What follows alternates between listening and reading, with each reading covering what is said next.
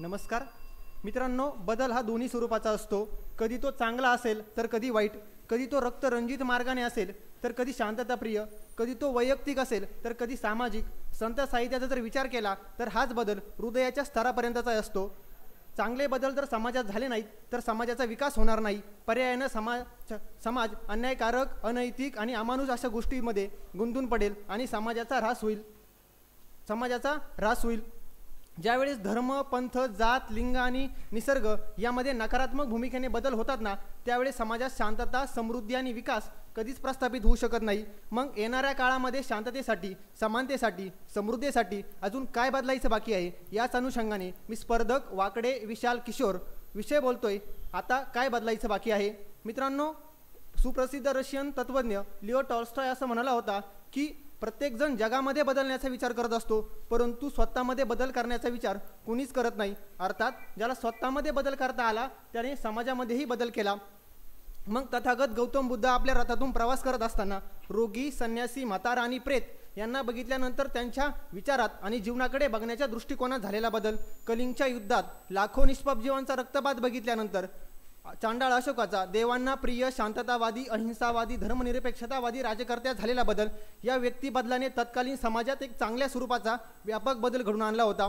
1950 साली भारताने स्वीकारलेलं लोकशाही गणराज्य, या बदलामुळे राजकीय आणि सामाजिक क्षेत्रामध्ये समानतेच्या आणि स्वातंत्र्याच्या अंगाने एक सकारात्मक बदल घडून आलेला मला महत्त्वाचा वाटतो. त्यानंतर बाबा आमटेंनी कुष्ठरोग्यांच्या जीवनात केलेला बदल, सिंधुताईंनी अनाथांच्या जीवनात केलेला बदल, हाही मला महत्त्वाचा वाटतो. परंतु काही बदल असे असतात की ज्या बदलांवर प्रश्नचिन्ह निर्माण होत असतं.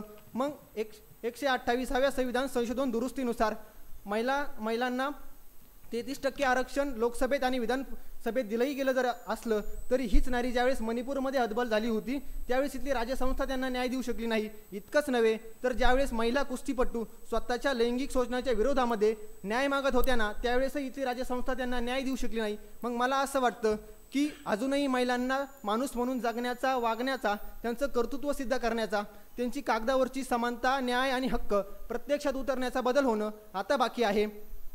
मित्रांनो, शिक्षणानं समाजामध्ये शाश्वत बदल घडून येत असतो. नेल्सन मंडेला असं म्हणाले होते की शिक्षण हे असं शस्त्र आहे ज्याचा वापर करून तुम्ही समाजामध्ये बदल घडून आणू शकता. मग नवीन शैक्षणिक धोरण 2020 नुसार शैक्षणिक स्तरावरचा बदल पाहता आणि महाराष्ट्रातील नंदुरबार, धुळे, चंद्रपूर, गडचिरोली, मध्य प्रदेश, ओडिसा, छत्तीसगड या भागातील आदिवासींचा ज्यावेळेस मी विचार करतो ना, त्यावेळेस या आदिवासी पाड्यातील मुलामुलींपर्यंत, रानोमाळ भटकणाऱ्या भटक्या विमुक्तांच्या मुलामुलीपर्यंत शिक्षण गंगा पोहोचण्याचा बदल मला अत्यंत महत्त्वाचा वाटतो. मित्रांनो, औरंगाबादचं नामांतर छत्रपती संभाजीनगरमध्ये, उस्मानाबादचं धाराशिवमध्ये, अमृत गार्डनमध्ये झालेला बदल किंवा राजपथाचा कर्तव्य पथामध्ये झालेला बदल हा निश्चितच चांगल्या स्वरूपाचा आहे. परंतु धर्माच्या बाबतीत आपल्या मनामध्ये असणारा आणि वाढत जाणारा द्वेष, अहंकार, तिरस्कार आणि मत्सराचा बदल प्रेमात, सद्भावनेत होणं मला अत्यंत महत्त्वाचं वाटतं. छत्रपती संभाजीराजांचा त्याग, शौर्य आणि निष्ठा या तरुणाईने अंगीकारण्याचा बदल, जीवनरूपी राजपथावरून चालत असताना कर्तव्य पथ अंगीकारून विजयपथापर्यंत पोहोचण्याचा बदल होणं मला अत्यंत महत्त्वाचं वाटतं. मित्रांनो, द्वेषानं, तिरस्कारानं आणि अहंकारानं माणसांची मनं आणि विचार प्रदूषित होतात. ह्याच प्रदूषण करण्याचं काम मागील काही दशकापासून निसर्गामध्ये होत आहे.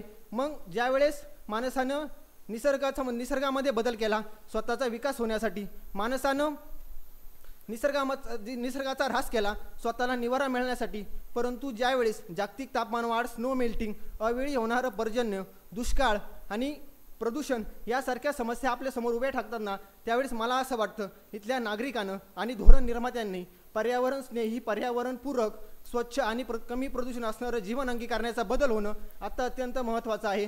मित्रांनो, वर्तमान परिस्थितीचा विचार करता दुष्काळ, दैन्य, दारिद्र्य आणि अन्यायामध्ये असणारा शेतकऱ्याच्या जीवनामध्ये सुखी, समाधानी शेतकऱ्यात होणं मला अत्यंत महत्त्वाचं वाटतं.